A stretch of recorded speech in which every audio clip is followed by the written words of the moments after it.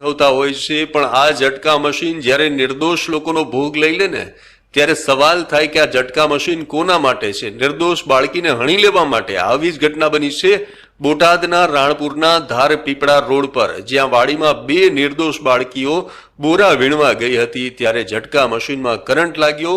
બંને બહેનો હતી, જેમાંથી નાની બહેન છાયાનું મોત થઈ ગયું, જ્યારે બીજી જે બાળકી છે શીતલ, તેને ગંભીર ઈજા પહોંચી છે. ધારપીપળા રોડ પર કેશુભાઈ રામજીભાઈ ડેરણિયાની વાડીમાં ઝટકા મશીન ગોઠવાયું હતું, જેના કારણે બાળકીને વીજ કરંટ લાગી ગયો અને બાળકીનું મોત થઈ ગયું. બાળકીના પિતા મનસુખભાઈએ બાજુની વાડીમાં ભાગિયા તરીકે કામ શરૂ કર્યું હતું.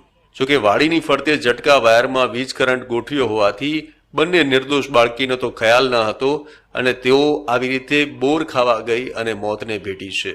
ત્યારે વીજ કરંટ પસાર કરનાર સામે કડકમાં કડક કાર્યવાહી થાય તેવી બાળકીના પરિજનોએ માંગ કરી છે. ખેડૂતો પોતાની